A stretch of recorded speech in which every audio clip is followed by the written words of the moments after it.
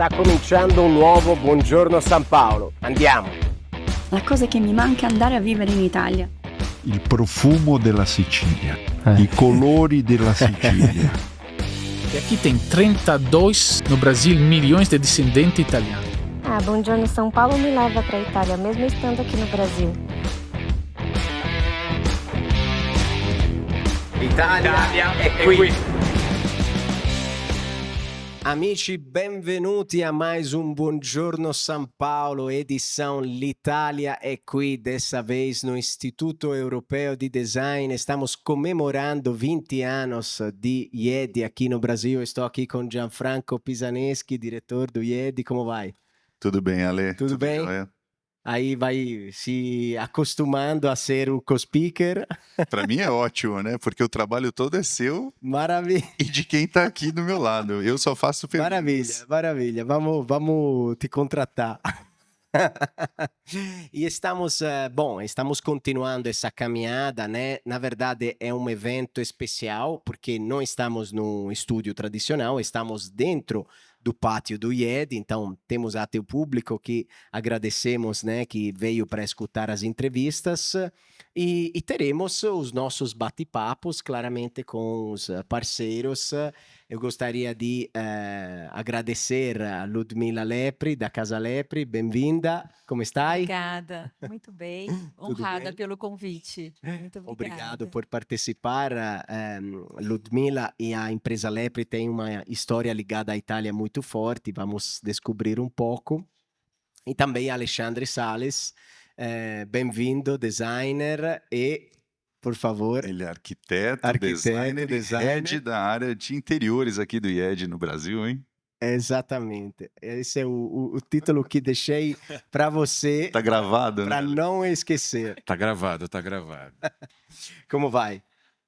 Muito bem, obrigado. Uma honra estar aqui, né? Acho que a minha história tem se confundido de uma maneira maravilhosa com a Itália, né? Há 16 anos, então estou super feliz. Obrigado pelo convite. Maravilha. Bom, gente, vamos manter os microfones bem perto da boca, senão o áudio fica feio. Mas vamos começar com uma... O Gianfranco sabe que eu gosto de história, que eu gosto dessas inspirações que às vezes aparentemente não tem nada a ver com o nosso tópico, mas sempre tem, né? Tem um poeta italiano que falava que o poeta é Gabriele D'Annunzio, que falava que precisávamos, como humanos, precisávamos ter uma fusão entre a arte e a vida. Agora, a minha pergunta ele era um cara muito eclético, né? Um cara louco, polêmico, maravilhoso também, sim. Pelo que ele fez, pelas ideias que ele tinha. Ele era, de uma certa forma, não somente um poeta, não somente um literato. Também eu acho que tinha alguma coisa de designer também na ideia dele. E vocês acham, não sei se quer começar o Alexandre ou Ludmila, fiquem à vontade, vocês acham que dá para fundir, né, fazer uma fusão entre o design e a vida? Posso começar? Bom, maravilhosa referência ao Gabriele. Eu acho que a partir dele eu vou tentar responder de uma forma sucinta, né? Gabriele tinha uma linha de pensamento que estava muito ligada nessa dicotomia de prática e estudo, vamos assim dizer, né? Então, ele acreditava muito no que a gente pode traduzir contemporaneamente com a mão na massa. E eu acho que o design, ele justamente tem essa confluência com a vida justamente nisso, né? Porque quando a gente olha, né, as nossas jornadas, né, diárias, para tudo que a gente faz, para tudo que a gente pensa, para tudo que a gente interage, tudo tem design, né? Então, de uma maneira erudita, de uma maneira popular. Então, se você está numa feira livre, em qualquer lugar do mundo, por exemplo, eu acho que é um desbunde, né, de coisas, de questões inventivas, né? Então, muito simples, mas ao mesmo tempo que são extremamente importantes, né? Então, sei lá, um caixote de feira é uma lição de design, né? Assim como um prédio é uma lição de design. Então, acho que a gente está envolto a esse tipo de universo.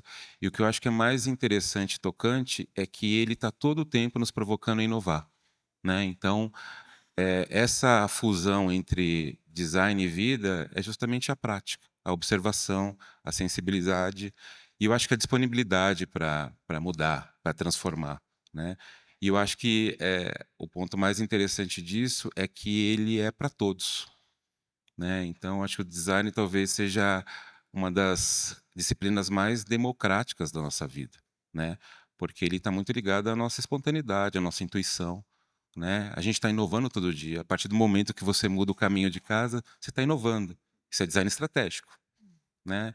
Então tem muita coisa que eu acho que de uma maneira muito simples, né, de uma maneira muito atenta, a gente descobre que design e arte eles fazem uma fusão, né? Então isso para mim é uma coisa muito fundamental, inclusive. Se quiser acrescentar, tá livre, né? Não tem. É melhor. Ótimo. Mas já tenho a curiosidade para você. Não sei se o Gianfranco já tem uma. Não, bom, primeiro agradecer, né, você, Ludmila e a Lê por terem topado de estarem aqui com a gente hoje, né, e contando essa história dessa empresa espetacular, né, e a tua história nela, né. E antes da gente entrar no sentido da união entre vocês dois, né, o professor Alexandre e vocês, num projeto maravilhoso que eu quero que depois vocês contem sobre ele, como é que é crescer nessa família de 100 anos de Lepre no Brasil? Me conta um pouco dessa tua história. Olha, realmente para a gente, assim, a Itália está sempre muito viva em nós, né? Seja porque falavam mais italiano, hoje falamos menos em família, mas sempre palavras ainda tem, algumas palavras ainda perdidas, mas no passado falávamos mais. E a família, o importante, o que eu acho interessante é que a empresa foi passando, e a história da empresa com argila foi passando do meu bisavô para o meu avô, para o meu pai e agora para a gente. Então, meio que a gente está ali no meio, a gente já acostumou, sabe? Às vezes as pessoas falam, mas para a gente é tão comum, porque desde pequeno a gente está ali, né? E então eu acho que é isso que. E empresas na Itália centenárias, isso é muito comum, né? Agora, empreender no Brasil É mais difícil. Tudo começou com meu bisavô, quando ele veio para o Brasil, lá em 1918, na Primeira Guerra Mundial. E ele veio para trabalhar na lavoura, na verdade. E ele foi lá para o interior de São Paulo, na cidade da onde eu sou, que é Tambaú, que é no interior de São Paulo, perto de Ribeirão Preto, ali. E é só que ele começou a empreender com cerâmica. Ele veio da Toscana e aí ele começou a empreender e, na época, ele montou uma empresa bem grande, tipo um impériozinho ali de várias empresas. Então, ele fazia desde filtro de água, de cerâmica, de barro, assim, de argila, telhas, vasos, objetos de decoração, tudo que precisava naquela época. Aí, isso acabou passando para o meu avô, que continuou mais com telhas e com manilhas. Sabe o que é manilhas? Manilha em Eram canos de cerâmica, onde passava o esgoto aqui em São Paulo. Aqui no Brasil, toda a parte de tubulação de esgoto mesmo. tubulação de esgoto Não é a mesmo. manilha in italiano. Não, Não é não, maçaneta. não. Não, É a manilha tubulação de barro mesmo. Cano de tubulação barro. de barro. Cano de barro. Canos de barro. E aí, que foi o que precisava muito na época, né? O Brasil precisava muito dessa parte. E aí, meu avô se especializou muito na manilha. Meu pai começou a trabalhar com ele, aí meu avô faleceu, meu pai continuou com a manilha, e até que veio uma crise muito forte. Entrou o PVC no lugar da manilha de cerâmica. Tá? E aí, meu pai tentou algumas estratégias, algumas uniões com alguns países, como Alemanha, Japão, algumas empresas que também fabricavam e ainda fabricam manilha de cerâmica, para deter isso aqui no Brasil, mas não foi possível. Veio muito forte o PVC, que na época era mais barato e mais leve, porém durava menos, mas acabou arrasando com o mercado. E na época a gente era pequeno, né, eu e meus irmãos, e ele tinha que se reinventar. E o sonho dele era voltar a fazer pisos e revestimentos. E aí ele conseguiu juntar, né? Ele é muito empreendedor também, né? Meu pai. Ele conseguiu juntar várias técnicas, porque ele ama cerâmica. Desde pequeno, nós todos temos meio que a cerâmica assim no sangue, né? A gente gosta muito. E ele fazia muitas viagens, principalmente para a Itália, nas feiras de pisos e revestimentos. Tudo que tinha no mundo ele ia. Tanto no Japão também, porque tem muita coisa de cerâmica e porcelana. E ele conseguiu juntar algumas ideias que ele tinha visto nas viagens e, com o mesmo maquinário que tinha para fazer a manilha, ele começou a fazer pisos. Só que ele conseguiu fazer um acabamento diferente e tudo. E aí surgiu essa categoria de revestimentos que tem hoje, tá? Que é uma categoria diferente, agora já está mais comum, né? Mas na época foi uma grande inovação. E aí eu tô na empresa desde 2005, tá? Já tem 20 anos também. 20 anos. Pouquinho da história. Que tipo de pisos são, tipo, comparados ao que a gente encontra na Itália? Então, não tem nada igual na Tem- Itália. É um mix como se fosse o cotto, Cotto, o sim. cotto italiano. Como se fala cotto em português? Cotto de palavra, mas seria um cozido. Mas Cozido. não é. Seria cozido, mas Na indústria seria conhecido como cozido mesmo. Cozido. então seria tipo o cotto, porque as cores são assim e tal. Mas a gente consegue fazer uns acabamentos diferentes. Então não é o mesmo produto esteticamente. É um Sim. pouco diferente. Na época também, o design também foi um pouco importante, né? Porque na época o brasileiro não gostava muito de coisas muito rústicas. Como que eu vou dizer? A gente era acostumado com o piso vermelhão, Era com vermelhão, caquinho. com caquinho. E aí, na época, meu pai quis fazer um produto que fosse... Tanto que o slogan da Lepre é finas cerâmicas rústicas. Aí você fala, como que pode ser finas se é rústicas? E aí fica aquela coisa, realmente foi uma junção de técnicas que ele conseguiu desenvolver para fazer esse tipo de produto. Mas, assim, o mais similar eu acho que é o cotto, Sim. que é bem feito à mão também e tal. Aqui não tem, Gianfranco, a cementina, né? Não. Não existe. Não. A clássica cementina. Não, Você existe. conhece? Conheço, é lindo o piso, mas acho que não temos. Desse forma, até por conta do mármore, Exato. eu acho exato. que não. Dessa forma como é utilizada na Itália, não. Existe o mais perto se aproxima é o ladrilho hidráulico, talvez. O ladrilho. Exato. Acho que sim, é um ladrilho hidráulico. Mas também de forma hexagonal, existe? Sim. Existe. Como ladrilho hidráulico, sim, e a base é cimentícia.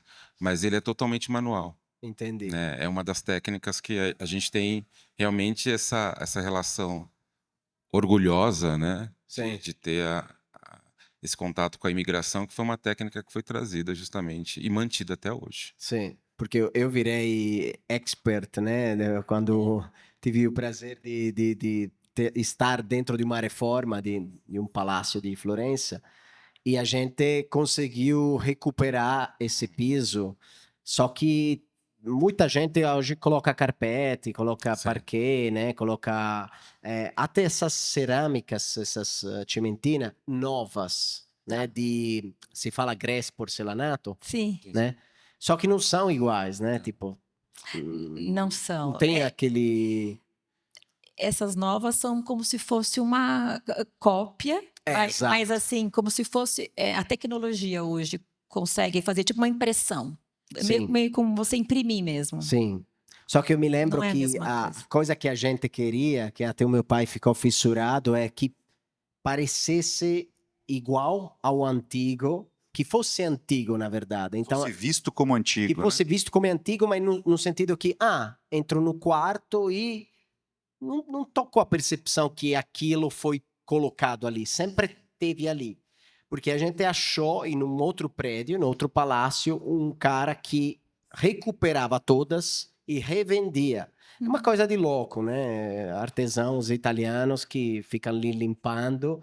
Só que aquela imperfeição que você vê, aquele negócio do mármore, né? Que você vê que fica velho, te dá aquela ideia de que esse palácio sempre foi assim, né? É uma... Te relembra a história, Sim. traz uma boa memória também. Não sei né? se o brasileiro gosta dessas coisas. A gente é meio fissurado, né, nós italianos, com essas coisas do passado. Eu acho que a gente está resgatando um pouco isso assim nas construções, nos retrofits que a gente tem Sim. participado, inclusive, né? Acho que o Ale também pode abordar um pouco disso. Eu acho que sim, né? Um resgate dessa memória de infância, de casa da avó. Eu acho que isso tem a ver, né? E aí eu queria, né, emendar nesse sentido, professor Alexandre, né? Você que é arquiteto, né, mestre em semiótica urbana, né? Tanto e também fundador do estúdio Tarimba, né? Que é o seu estúdio. Como é que essa sua formação, né, acadêmica, né, ela influencia esse olhar para o design no sentido tanto a Lepre quanto o Tarimba tem uma forte conexão com a ancestralidade, né, que eu acho que foi um projeto que vocês apresentaram no ano passado,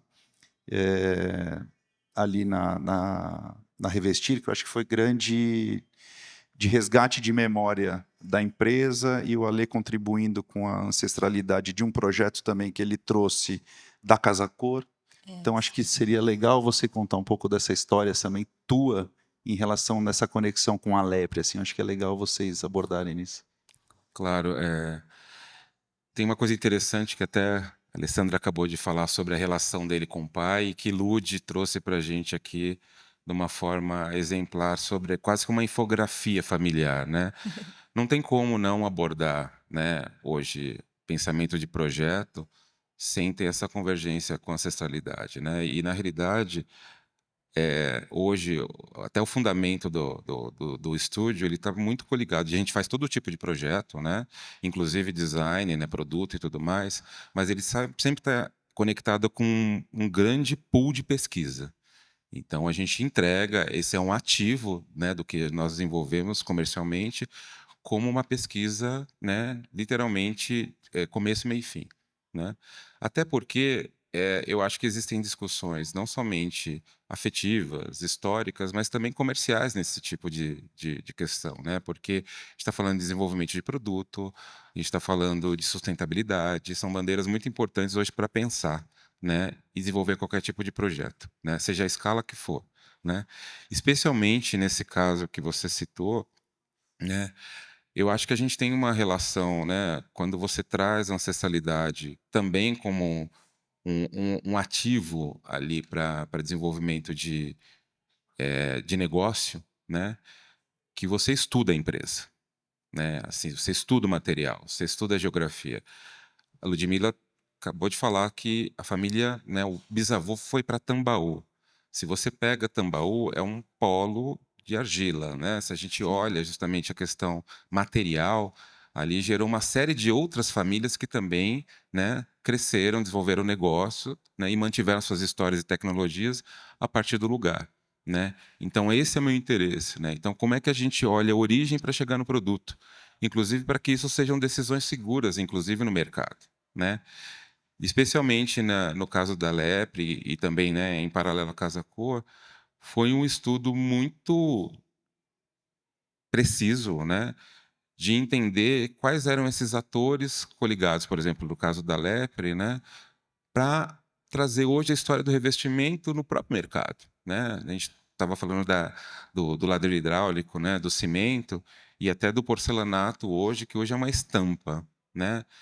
Bom, entre comprar algo que, obviamente, tem uma estampa e que tem uma relação muito forte de volume, né? Então, se a gente está produzindo ali para atender um mercado gigantesco, né, existe uma outra fração tão importante quanto, que é a questão da manualidade.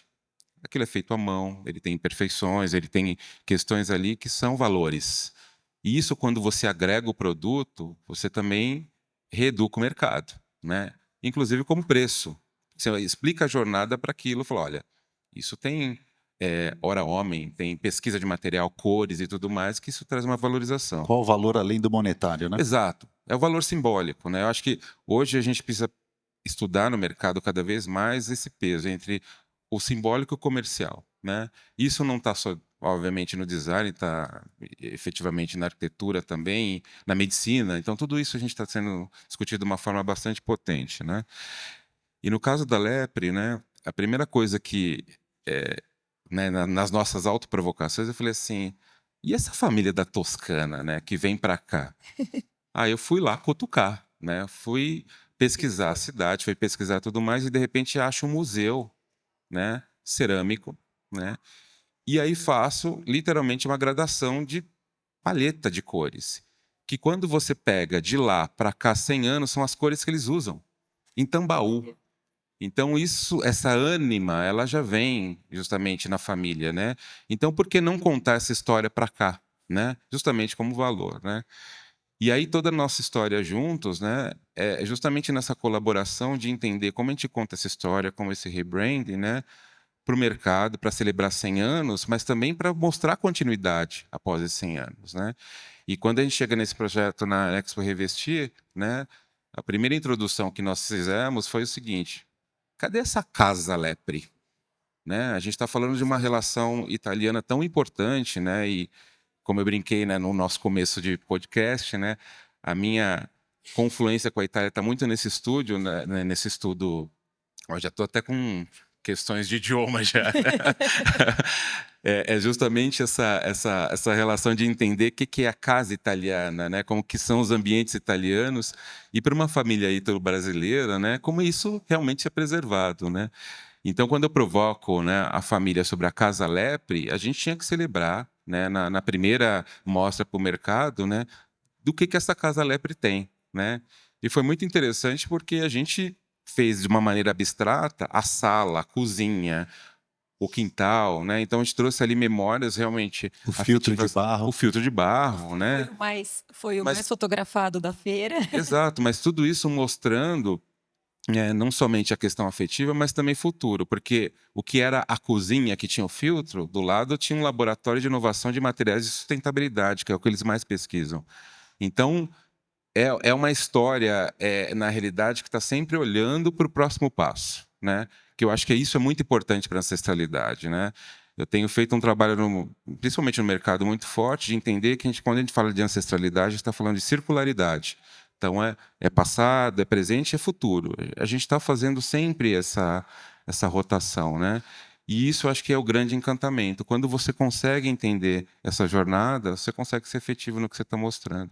E no caso deles, para mim era muito importante trazê-los para essa visão, né? O próximo passo de vocês já é realmente uma celebração desses 100 anos de muita construção, né? Eu saio de manilha, né? Eu saio de telha para chegar nos revestimentos mais desejados do mercado hoje, né? Então acho que isso tem uma questão muito importante, né? Então acho que está muito atrelado a esse respeito, né? Não somente à família, mas também a quem vai consumir, né? Como é que a gente pode parear essa jornada, né? Então acho que isso é uma responsabilidade, inclusive social, né? Então é isso que a gente tem tentado fazer juntos para o mercado, né? E reconhecer isso, principalmente para quem está chegando, né?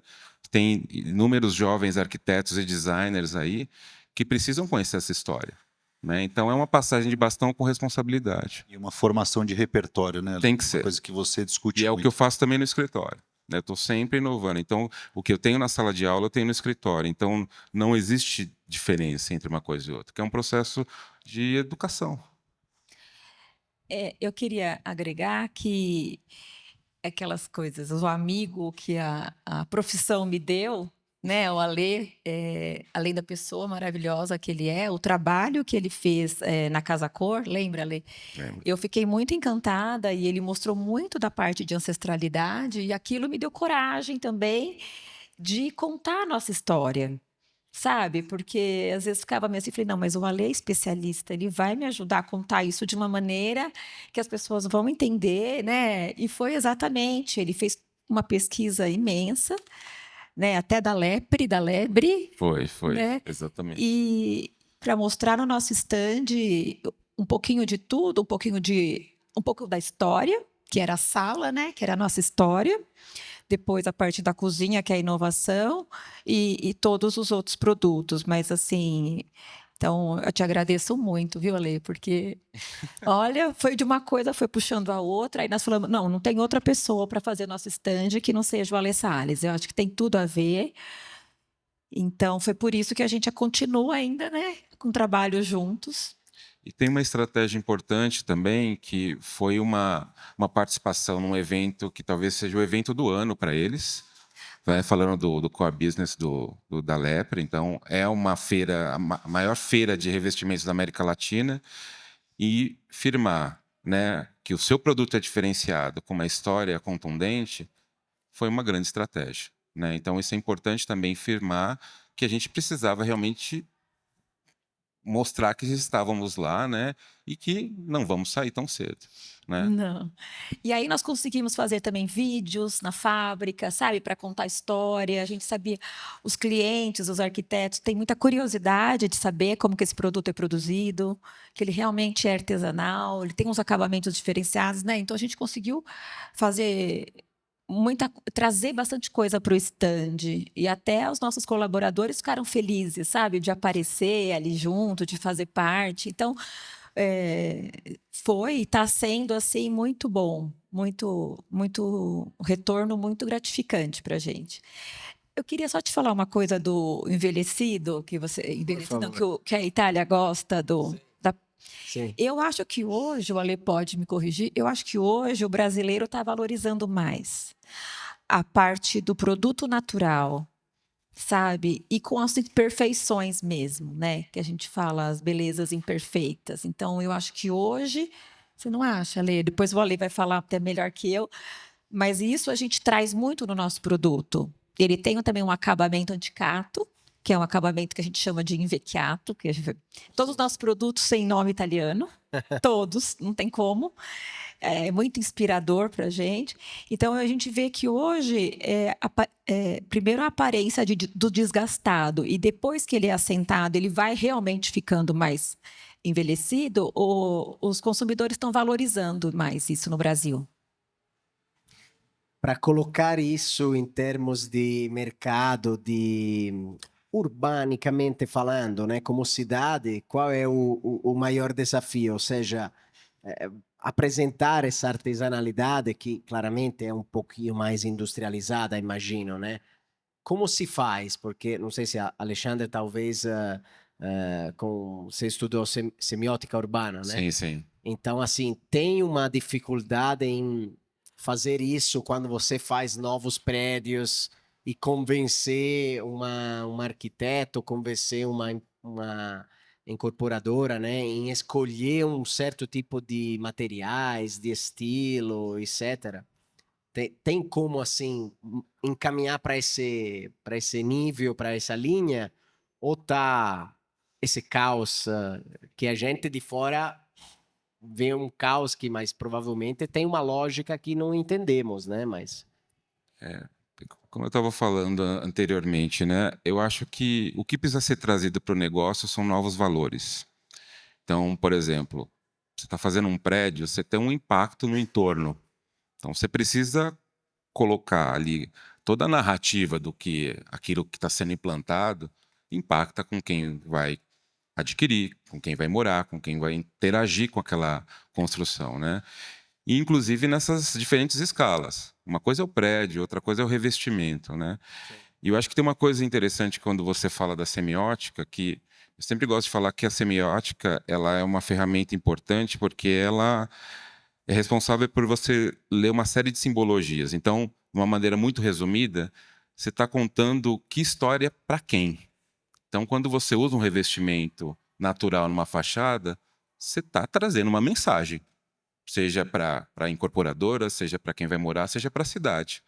E isso, na realidade, atrai um valor importante para o negócio, né? Então, eu acho que hoje, né, ela pode ser uma ferramenta bastante potente, justamente para esse desenho de negócio, né? Então, falando até de especificadores e tudo mais, quanto mais se conhece sobre o material, mais argumentos você tem para correlacionar o seu projeto com o negócio, né? Porque senão vira somente tendência. Né? Estou indo para cá porque está todo mundo indo. De repente, será que não é interessante repensar isso, rearranjar a rota para ganhar 30 passos no jogo, vamos assim dizer? Então, acho que hoje ele é um design estratégico. Né? É pensar, não é só pensar diferente fora da caixa, é pensar consciente para continuar coerente. Né? Então, acho que hoje é um ponto importante. E por isso, como né, você perguntou, é o que basicamente vira característica do próprio escritório. Hoje, todos os meus clientes eu tenho esse tipo de direcionamento, seja ele corporativo, comercial, residencial, toda decisão gera impacto. Né? E, obviamente, ela gera equilíbrio. Né? Aí vai de como a gente vai conduzir isso. Né? Sim.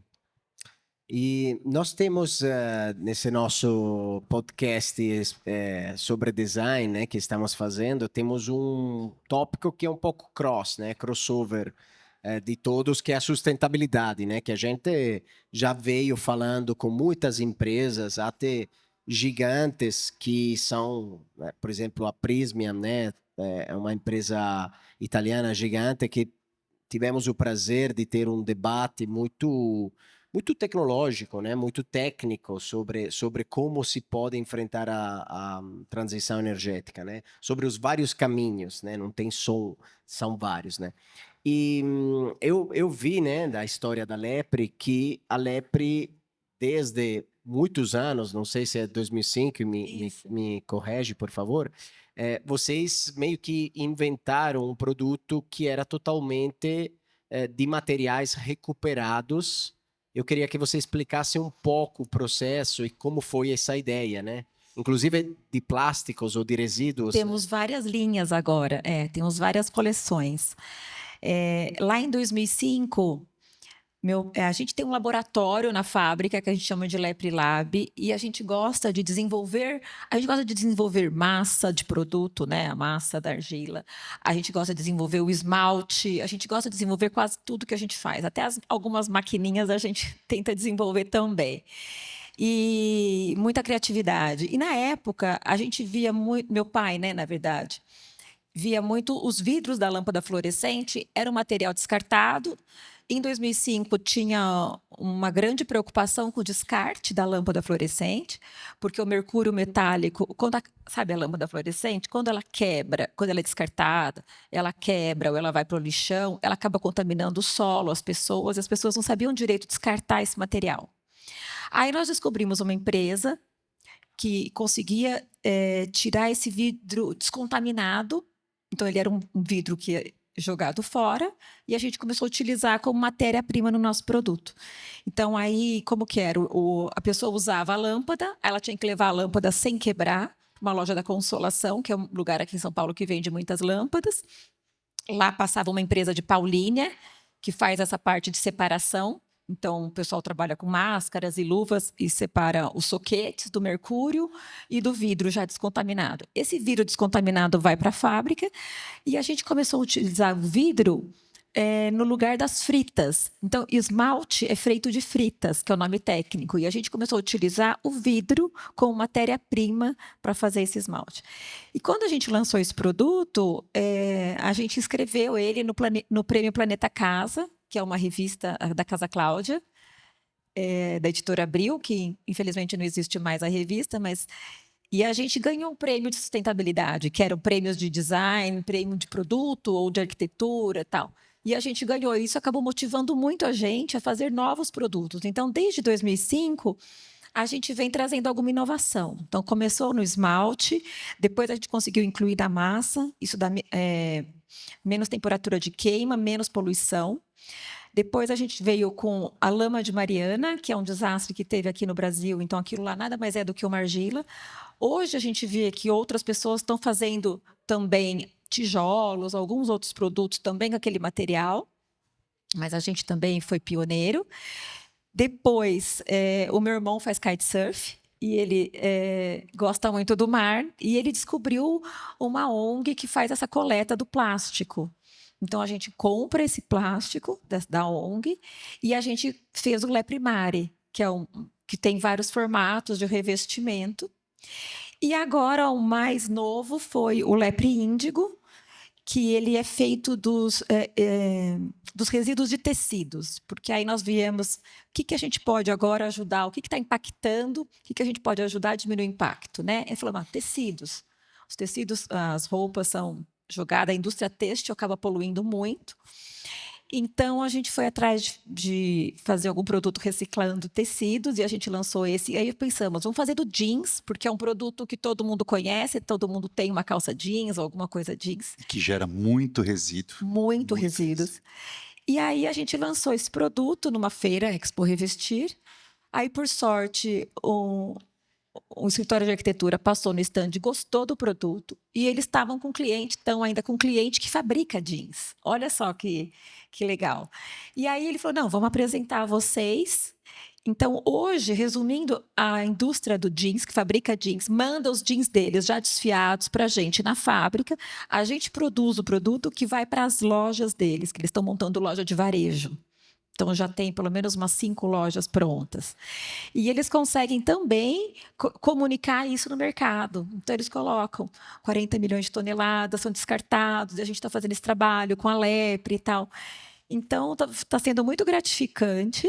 E ainda esse ano, né, Lê, a gente expôs esse produto na Revestir e a gente ganhou o prêmio Best in Show, que é o prêmio de produto, né, na feira. E aí nós fomos mostrar lá em Milão, no Fori Salone. No Fori Salone. No Fori Salone. Então, para a gente perguntar se você vai. Não, a gente expôs esse produto lá no Fori Salone, na Universidade del Studio, na mostra Caju, que é a mostra de design brasileiros da Apex. Então foi assim, um monte de coincidências muito boas, sabe? Então a gente ficou muito feliz e poder voltar, né, do Brasil para a Itália, sabe? Assim, foi um símbolo para a gente muito interessante. Estamos abençoados, ó. A igreja aqui. A igreja está abençoando a gente. Eu não vou te entrevistar, mas eu vou te devolver uma provocação que você fez sobre o Made in Italy. Isso é Made in Brasil. Isso é Made in Brasil, sim. Né? A gente fala de inovação, sustentabilidade e sensorialidade. É engraçado porque a música está ajudando a gente a desenvolver um pensamento, né? Você está pegando da entrevista paralela que fizemos. Exatamente. Uma... Olha quanto a Itália inspirou e continua inspirando o Made in Brasil e quanto a gente está devolvendo também. Né? Na verdade, não é devolvendo, é como a gente está sendo reconhecido. Né? E nesse sentido, né, eu acho que você falou desse processo novo de criação de novos produtos, né, ou de reaproveitamento, né, de circularidade. Né? Como é que isso traduz, né, Alê, se você puder falar do âmbito do ensino, né? Como é que isso traduz a ideia de design com propósito? Né? Eu acho que, eu sei que é uma explicação longa e muito ampla, né? Mas tudo que vocês estão desenvolvendo na Lepre hoje, né, com origem italiana, isso é Brasil. Sim. Né? Isso é muito Brasil que vocês estão desenvolvendo lá, utilizando a cadeia produtiva de outros setores, né, e desenvolvendo novos produtos, né? Isso tem um propósito dentro também do design, né, Ale? Tem que ser, né? Acho que tem uma coisa muito pertinente que a Ludmilla traz nessa jornada desde 2005, né? E até pelo reconhecimento disso de uma maneira pública, é literalmente o botão de confirma, né? Como é que a gente usa a jornada do design para pensar melhores caminhos, né? De vida para o mercado, né, para as pessoas e tudo mais. Porque uma coisa importante quando a gente fala do propósito, a gente pensa sempre na relação do produto final. Mas quando a gente fala de sustentabilidade, está falando de toda uma cadeia, inclusive de quem está produzindo. Né? Então, é um status de consciência. Então, falando de educação, é a apresentação de jornada. Então, de onde sai a argila até, literalmente, ela chegar na sua casa. Né? Ou, obviamente, na sua especificação. Né? E eu acho que, aproveitando a nossa oportunidade aqui de falar dessa relação com a Itália, é entender como é que essas tecnologias acabam se juntando. Né? Porque, de algum jeito, tem uma tecnologia italiana que funde com uma tecnologia brasileira e que funde justamente hoje com uma discussão de tecnologia, né? Então, tem algumas conversas que nós tivemos aí que faz sentido sempre sobre o que você falou de propósito. A gente tem muito medo de inovação porque parece que ela está sempre ligada a alguma coisa puramente tecnológica e robótica. Não. Ela é justamente uma somatória de inteligências, né? Então, ao mesmo tempo que eles têm um maquinário manualmente desenvolvido para fazer uma peça, eles também têm instrumentos de ponta. Isso vai para todas as jornadas para a produção de um produto. Então, o design com propósito, ele é conhecer justamente de ponta a ponta o que é, literalmente, pensar um produto, desenvolver um produto, entregar um produto, né? E ser responsável por isso, né? Então, acho que talvez hoje o sinal, né, de igual para o que você perguntou, design com propósito, é ter responsabilidade. Entendeu? E fugindo um pouco, né, do tema técnico, porque a gente precisa, como disse em algumas outras entrevistas, pegar pela jaqueta, né, os entrevistados e tentar integrar o mundo do design, esse mundo de, vamos chamar de vocês, né? Eu tô me infiltrando, se diz infiltrando, enfiando. Você é um infiltrado. Um infiltrado, sou. Com prazer, né? Mas eu queria entender um pouco de você, Ludmila, o que é para você, o que significa a Itália para você, fora o aspecto da família, em termos histórico, de inspiração, em termos até um pouco técnico, vai, sim, mas mais de coração, vamos dizer. Para nós, a gente se sente realmente um pedacinho ainda da Itália. Acho que é o lugar que a gente mais gosta de ir. A gente vai todo ano para a Itália. A gente vai sempre numa feira em Bolonha, que é a Cersei. E então todo ano, pelo menos há 20 anos, né, meu pai muito mais. E a Itália, para a gente, é a inspiração de tudo, seja no nome dos produtos, seja nessa parte da família, do aconchego, do cafezinho. Então, e a valorização que o italiano tem com as pequenas coisas, com as coisas naturais, com as coisas feitas, não em larga escala, mas em pouca escala, sabe? E a parte do benefato, do fatamano, tudo que a gente vê na Itália inspira. Não só a feira que a gente vai para isso, mas toda a cidade, tipo Firenze, quando eu fui, eu fiquei maluca. À noite, aquela cidade é maravilhosa, toda iluminada, né? Já é linda durante o dia, à noite parece que fica mais. E eu andava tirando fotos de todos os lugares, porque o revestimento cerâmico também na Itália é muito forte e eu vejo a valorização que a Itália dá. Então, para nós é muito inspirador, assim. E agora a parte técnica também. A Itália é muito forte no revestimento cerâmico, tanto que tem essa feira, né, que é uma feira, a melhor feira mundial, que é a Cersei, que para nós aqui no Brasil tem essa Expo Revestir, né, que é em março. E as grandes fábricas de maquinários também são italianas. Então tem a Sacmi, tudo ali na região de Bolonha. Então a gente acaba visitando. E meu pai fez muita questão dos restaurantes, né, italianos. Então, teve época que a gente ficava em Módena e não em Bolonha. Tinha que acordar mais cedo para pegar o trem para ir, porque ele queria jantar em Módena. Sim. Bem isso, sabe? O vinho... Aí foge do técnico, né? Realmente. É outra técnica. Né? Inspira. Vocês são a 4ª geração, né? Isso. Você e seu irmão. Isso é muito interessante, isso também. Muito difícil aqui no Brasil perpetuar uma empresa, né? Dar continuidade para isso, né? Eu acho que como é que vocês pensam, né? É um equilíbrio entre a tradição centenária e a inovação, né? Na 4ª geração, é uma responsabilidade muito grande. Como é que vocês pensam nesse equilíbrio sem perder essa essência que você está contando, né? Olha, Essenza, é verdade. Esse ano que a gente fez a comemoração dos 100 anos, né, embora seja um pouquinho mais, a gente fez, nós do marketing fizemos uma campanha chamada Essenza, Eu não fiz, Essência. eu não fiz sem querer essa pergunta. Que é essência. É linda, né? inclusive. Em italiano, para contar isso, que a nossa essência permanece. E esse é o nosso grande desafio, mas é o que a gente busca. A nossa essência sempre permanecer. A Lepre é uma empresa de nicho, né? A nossa produção é pequena, a nossa produção é bem artesanal. Não temos grandes volumes mesmo, não é o nosso interesse, então a gente gosta de fazer bem feito, fazer. É como se fosse um slow ceramic, que uma época a gente estava falando, como se fosse slow food, né? Slow ceramic. E agora eu tenho 2 irmãos. Eu e meus 2 irmãos. Então a gente está se dividindo agora no organograma. Meu pai continua em todas as áreas, né, Ale? O Ale sabe bem. Mas agora a gente está organizando para cada um ficar numa parte. Então, eu tenho meu irmão Neto, que é o Carlos Neto, ele fica mais na parte da produção.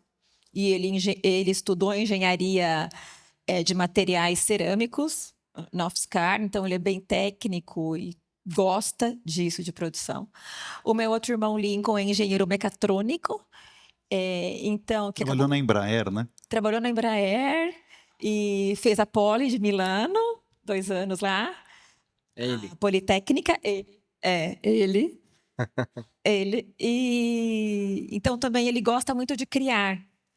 Eu fiz administração de empresas, trabalhei em outros lugares, mas eu sempre gosto mais na área de marketing, né? Então fui me especializando em marketing e branding.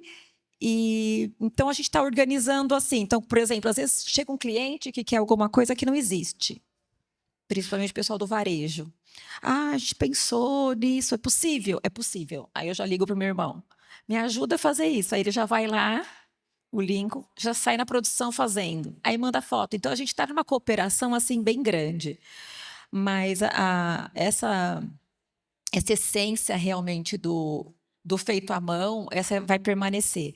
Algumas coisas, lógico, a gente consegue fazer com maquinários, por exemplo, fornos. A gente tem 2 tipos de fornos, tem o a lenha e tem o a gás também, para poder dar um pouco mais de produtividade. Mas é bem manual ainda a fábrica, viu? Bem manual. Mas pelo menos organizando uma estrutura de governança numa quarta geração super importante Exato. e com processos de design, né, Ale? Exato. Exatamente. Eu acho que, só complementando, acho que é justamente esse ponto, é buscar esse equilíbrio entre a tradição, que é importantíssima, e ela é justamente onde a gente vai buscar o rebranding, né? Justamente para colocar isso de uma forma mais clara e ativa, mas, ao mesmo tempo, permitindo que essa inovação ela realmente seja um agente transformador.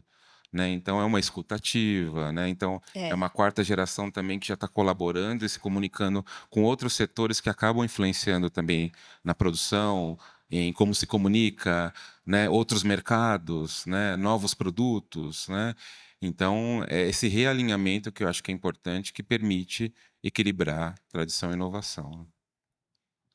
Eu queria concluir, né, com uma pergunta grande, mas a gente vai ter que resumir um pouco, né? Que para os dois, mas talvez para o Alexandre, começando com você, é a parte das mudanças, né? Vocês contaram um pouco da história, que é uma história de crise econômica, basicamente, né? Foi. E a gente vem falando com todas essas empresas que a gente tem hoje, que tivemos em outras situações, e todas enfrentaram esse tipo de crise, né?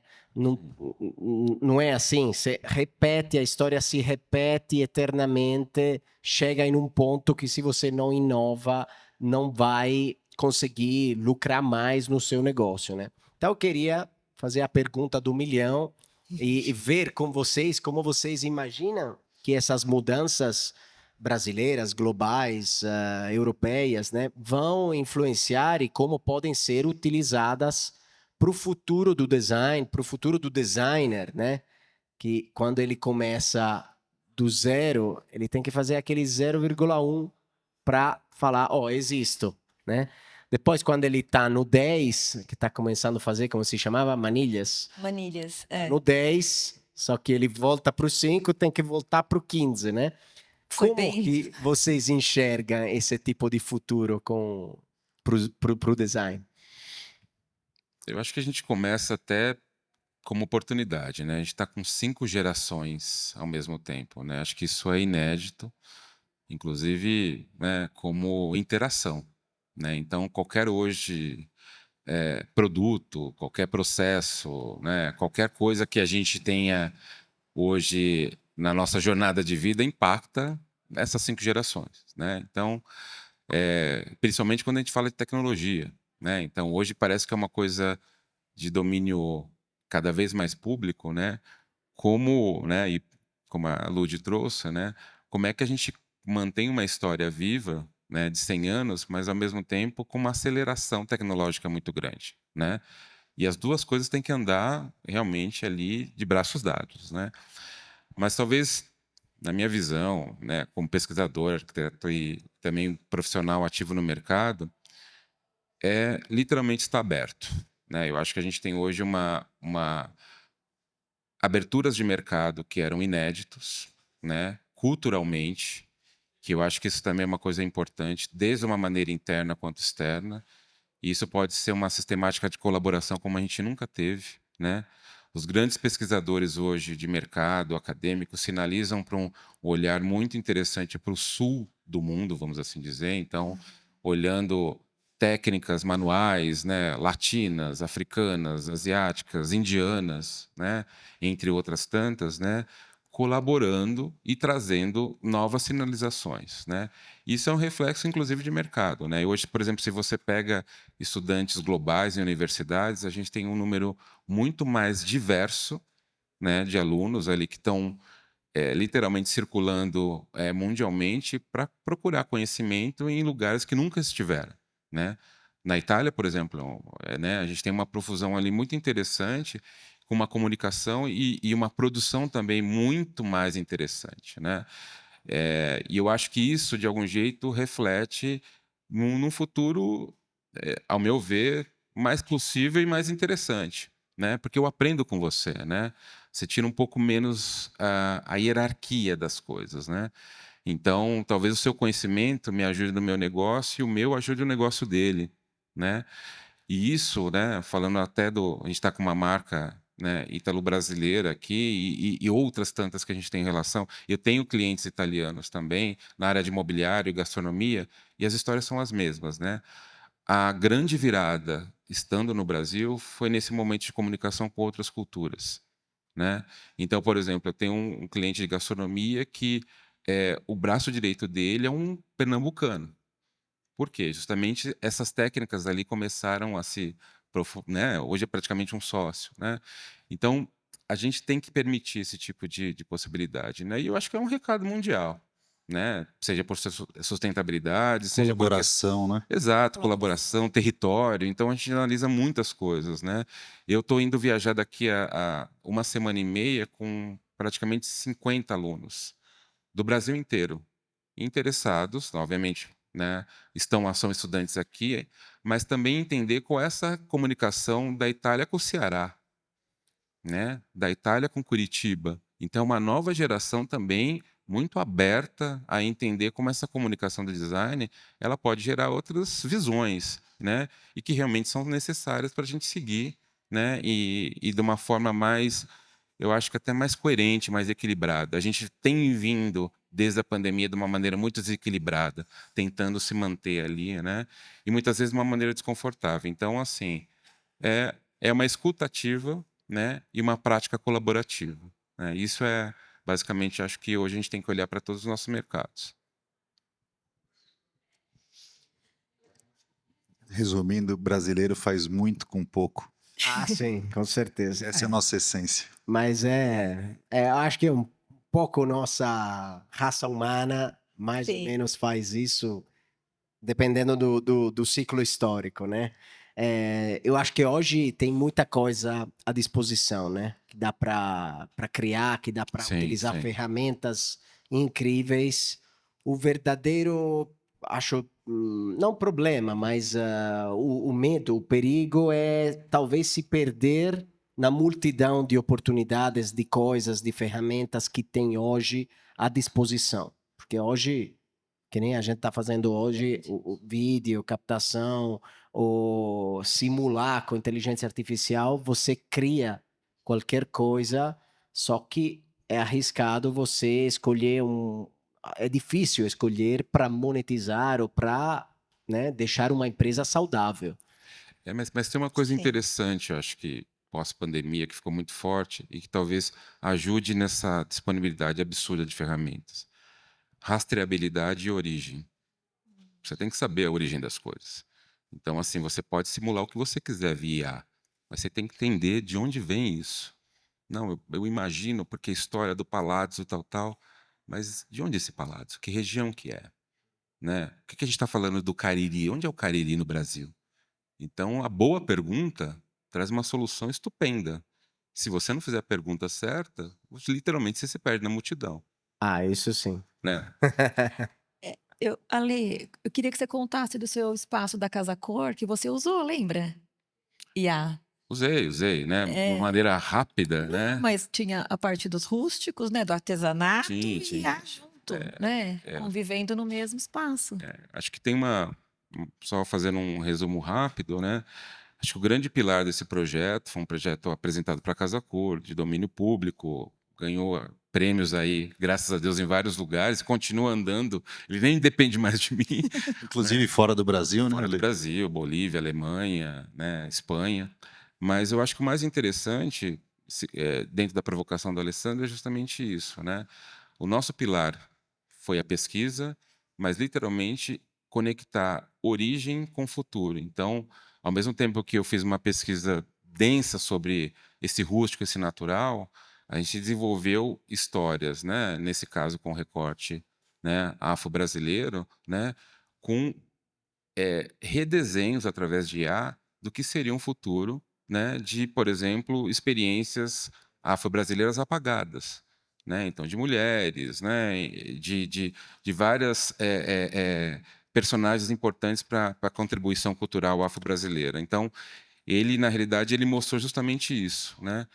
A partir de uma escuta ativa, eu entrevistei várias pessoas, foram 90 peças, né, uma curadoria absurda com 60 artistas afro-brasileiros, né, de uma forma bastante inédita, mas nessa convergência entre essa questão, né, da prática, tradição, com a tecnologia, né? E eu acho que é essa busca de equilíbrio, né, que talvez tenha trazido a esse sucesso pela essa compreensão, inclusive, de outros espaços. Então, como é que isso foi comunicar na Bolívia, por exemplo? Né? Porque é a mesma ancestralidade, é a mesma busca de saber de onde eu vou e para onde eu estou indo e que história que eu estou contando, né? Foi a pergunta que você fez, né? Que história que eu estou contando e para quem, né? E isso eu acho que é uma coisa muito interessante hoje para pensar nessa convergência de inteligências, né? Que hoje é a minha grande busca. E que oportunidade vão ter esses 50 alunos que vão te acompanhar agora dos cursos de pós-graduação e de interiores e de imobiliário? Voltando, né, no tópico mais prático, né, Gianfranco? E que Ludmila vai acompanhar também, né? Então, por coincidência, é bem na feira é bem na semana, é bem na época da feira de Bolonha. Então, eu e meu irmão estaremos lá também. A gente gosta sempre de passar uns dias em Milão antes de ir para Bolonha. Essa imersão internacional é interessante porque ela completa o curso que é dado aqui no Brasil, né, tanto em São Paulo quanto no Rio de Janeiro. Então, todos os estudantes vão para sedes italianas ou espanholas, né, em alguma ocasião específica do ano. Nesse caso, estão indo em setembro, né, e tem oportunidade de também ouvir professores lá, né, em 2 tardes ou 2 manhãs, e também fazendo visitas técnicas, sejam em grandes indústrias, sejam em pequenos negócios também. Então, isso também continua inspirando a gente, né, quando esses alunos retornam. É o que o Brasil dá de volta, né? Você estava falando, né? Que retorna para a Itália. Exatamente. É muito legal isso. Tem um público de estudantes, com certeza, que está querendo se reaproximar, ou mesmo se não é de origem italiana, da comunidade, quer se aproximar da Itália, da Europa, e essa é uma oportunidade incrível para ter um gostinho, né? Um começo. Quem sabe depois ter um curso ou ter uma carreira diretamente lá, morar lá. Eu acho que essa curiosidade vale a pena de ser fomentada. Exatamente. Que vamos contar daqui a pouco. Com certeza. Exato. Bom, não conta tudo, porque quem está em casa não vai saber, né? A plateia sabe, mas quem está em casa não. Bom, queria agradecer vocês, a Casa Lepre. Se quiser deixar mais uma saudação, algum recado, Alexandre também, queria agradecer pelas histórias. E Gianfranco Coiedi, antes de eu fazer a minha marqueta, podem fazer. Não sei, de repente convidar a comunidade italiana a conhecer o nosso showroom aqui em São Paulo, Sim. né, Isso é Ale? Acho importante. que seria Eu queria interessante conhecer pra a fábrica em também. Tambaú, né? Também, Se podemos. chama Tambaú, né? Tambaú, é o nome indígena. Sim, e aqui Quero, vamos marcar. vamos marcar. E aqui também estamos super disponíveis. Quanto mais a gente conseguir conectar, estou muito feliz de estar aqui hoje. Obrigada. E quanto mais a gente puder conectar e também ajudar outras empresas, né? Estamos aí. Tem um recado muito simples, né? Eu acho que a gente tem que continuar interessados em saber histórias, contar histórias e fazer história, né? Eu acho que isso é um sentido muito natural, então tenham a delicadeza de ouvir os mais velhos, né? Os interesses das crianças, entender essas autenticidades, porque a gente vai construir muita coisa boa ainda. Maravilha. É isso que eu acredito. Quando a gente pensou em convidar você, Ludmila Lepre, né, para vir, foi importante por conta do trabalho, lógico, realizado junto com o professor Alexandre ali, né? Mas também que vocês são uma empresa que fazem um ciclo muito importante, né, do fato a mano, tem uma história, né, tem um centenário sendo comemorado agora também, e também atingindo um mercado muito potente para o segmento da nossa economia aqui no Brasil, né? E o seu setor representa muito do nosso faturamento aqui no Brasil e muito exportado também. Então, foi nesse sentido também. E numa conexão interessante, que somos toscanos, Exato. Todos Exato. toscanos. e de Pirassununga também, né? Verdade, você é de Pirassununga, perto de Tambaú. Pronto, tá Ele é vendo? de Duas Pirassununga. conexões, Toscana e Pirassununga. Toscana e Pirassununga. Estudei em Pirassununga. É você que é de Pirassununga? Sim. É família de Pirassununga. Ah, é mesmo? Também temos uma história de que meu bisavô também chegou dessa forma, e meu pai também por aqui. Por Acho que eram amigos, então. Podar-se de si. Bom, Gianfranco, não podemos esquecer que temos um prêmio para você, baseado nessa fusão entre design e vida, inspirada no nosso Gabriele D'Annunzio, né? Sim. Esse é o recado, eu acho, de hoje. Então, eu peço que chegue, por favor, o prêmio que a gente... é uma consideração, né? Um carinho, se Importante. fala, né? Exato, é um carinho. Reconhecimento para a Lepre. É Reconhecimento. um reconhecimento Ai, que chique. que Nossa, a gente idealizou junto. que surpresa boa. Com o Instituto Europeu de Design. Obrigado, Ale. Grazie. E aqui Ai, que lindo. vamos. O prêmio se chama Lina Bobardi, claramente para reconhecer a italianidade e mantermos a identidade, né? A conexão. Nossa, que lindo. Ale, eu tô muito honrada, nossa, muito feliz pela surpresa. É muito gostoso a gente poder ver nosso trabalho reconhecido. Obrigada, Gianfranco. Perfeito. Obrigada a todos. E a gente continuar fazendo mais, né? E levar a ideia da Lepre, a cultura da Lepre também para o Brasil e até para a Itália. Muito obrigada, gente. Obrigado. Fiquei muito feliz. Nossa. Lisonjeada. É um fora programa, né? Fora de programa. Como se fala? Fora do programa. Bom, obrigado. Então, agradecemos mais uma vez os amigos que nos acompanham no YouTube, no Instagram, em todas as plataformas do Buongiorno São Paulo e do Instituto Europeu de Design. Temos exclusivamente hoje uma QR Code no episódio que garante um pequeno, ma importantissimo desconto, e até porque o IED não dá descontos. Grande desconto.